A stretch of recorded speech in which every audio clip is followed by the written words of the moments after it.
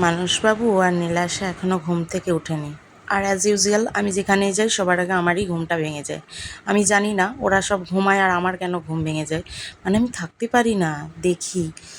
তো যাই হোক, আমি বাইরে চলে এসেছি। বাইরের ওয়েদারটা দেখেছো? আর ওই দূরে দেখা যাচ্ছে নদীর সাইডটা কুয়াশায় ভরে গেছে, পুরো শীতের মতো। কি সুন্দর লাগছে, ওয়াটার পার্কটা দূর থেকে খুব সুন্দর লাগছে। তো যাই হোক, গুড মর্নিং, আমি সুস্মিতা। আমার চ্যানেলের নতুন একটা ব্লগে তোমাদের সবাইকে স্বাগত জানাই। তো উঠেই যখন পড়েছি ভাবলাম একটু নিজের জন্য চা বানিয়ে নিই। আর মানসবাবু ঘুম থেকে উঠলে ওকে একটু পরে বানিয়ে দেব, তারপরে ব্রেকফাস্ট করতে যাব। বাইরে কোথাও একটা, জানো তো, কালী পুজো হচ্ছে। কালকেই দেখলাম খুব সুন্দর মা কালীর গান বাজছে। আর আমার ভীষণ ভালো লাগে মা কালীর গান শুনতে, জানো তো, ছোটোর থেকেই। সেই জন্য চাটা নিয়ে কী করলাম, বাইরে একটুখানি এসে বসলাম। ওরা ঘুমাচ্ছে, ঘুমাক, আমি একটুখানি চাটা খেয়ে নীলাশাকে তুলবো, তারপরে ওকে ফ্রেশ করে নিয়ে নিচে যাব ব্রেকফাস্ট করতে। নীলাশাকে ঘুম থেকে তুলে নিয়ে ওকে ফ্রেশ করে নিচে যাচ্ছি একটু পার্কে। আর মানসবাবু বললো তোমরা যাও, আমি রেডি হয়ে আসছি। গুড মর্নিং সবাইকে বলিস। চশমাটাকে এরকম করে কি? দাঁড়া, এটা সূর্যমুখী চশমা। আমার চোখে পড়লেই আমার চোখেই ওটা হয়ে যাবে।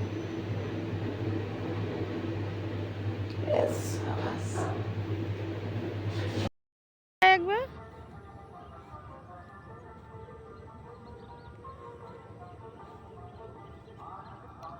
দিনের বেলার ভিউটা দেখো।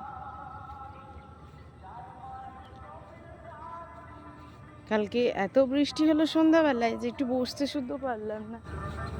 হ্যাঁ, নীলাশা চলে গেছে, সে আর নেই। স্লিপ পেয়েছে, তাকে আর পাওয়া যায়? এটা একদিকে ভালো, নো অ্যালকোহল জোন করে দিয়েছে, না হলে সব এখানে খাবে, ড্রিঙ্ক করবে, আর একদম সোজা নদীর জলে ফেলবে।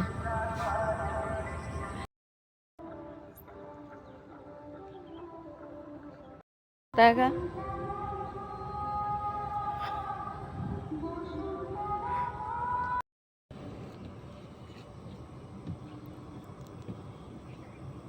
তো নীলাশা অনেকক্ষণ ধরে খেলছিল, ওর পাপা আসতে এবারে বললাম যে চলো, অনেক খেলা হয়েছে, এবার একটু ব্রেকফাস্ট করি, কারণ মেয়ের আবদার যাওয়ার আগে নাকি সে সুইমিং পুলে নামবে।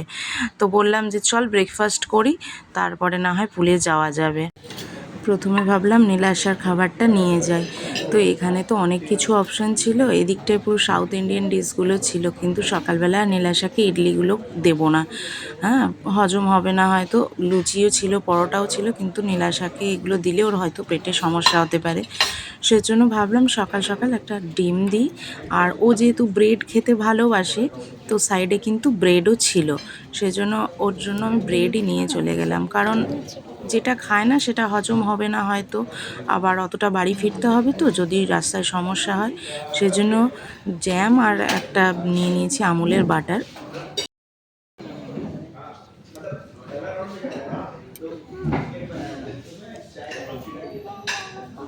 চলে এসছে।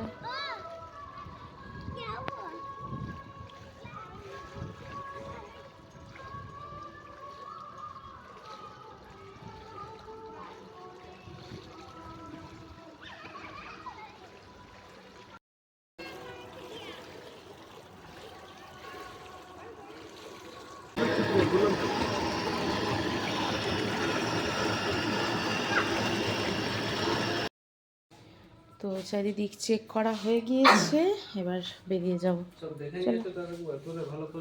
হ্যাঁ, চেক করে নাও।